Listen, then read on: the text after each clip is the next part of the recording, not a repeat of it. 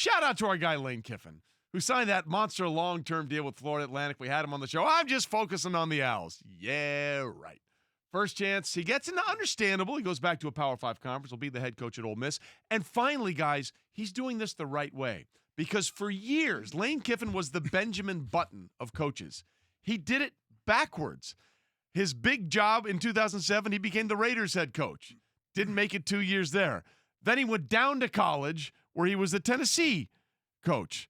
And then he went to the USC Trojans. And then he went to be a coordinator at Alabama. And then he went to Florida Atlantic. I mean, literally, it usually goes the exact opposite way for a coach. I'm amazed at the jobs he's had and the head coaching jobs he's had already. He's just 44 years old.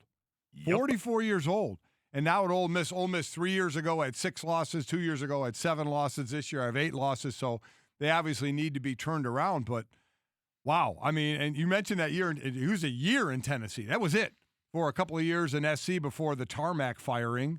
I mean, it's been an interesting coaching career for Lane Kiffin, yet it just keeps on keeping on. It is Lane Kiffin's offensive ability as a coach consistently marred by Lane Kiffin's personality and decision-making outside of the realm of coaching. So all of those things made him, it's going to be very interesting how college football receives Lane Kiffin on the big stage, because Lane Kiffin at FAU was something we could all have fun with. He was a guy that openly would troll people on Twitter. He was super active there. He was at a G5 school. He was doing some interesting things offensively. And I thought, like, all right, like, he has found his perfect niche. Lane in Boca is going to be a match made in heaven for a while.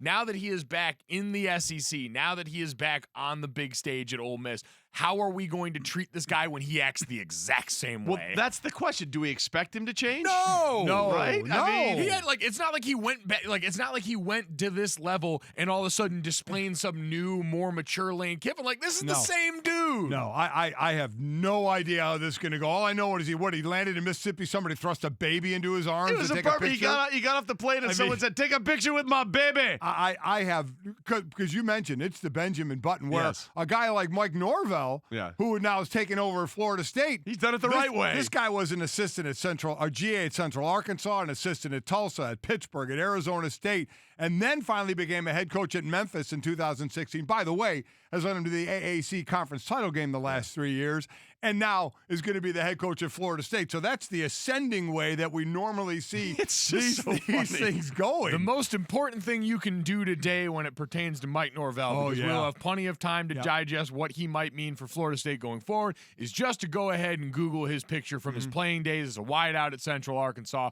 when he had braids. That's all you need to do for the rest of the day. What's up? Thank you so much for watching ESPN on YouTube. Don't forget to download the ESPN app, and if you want more premium content, which you do, make sure that you subscribe to ESPN+. See you soon.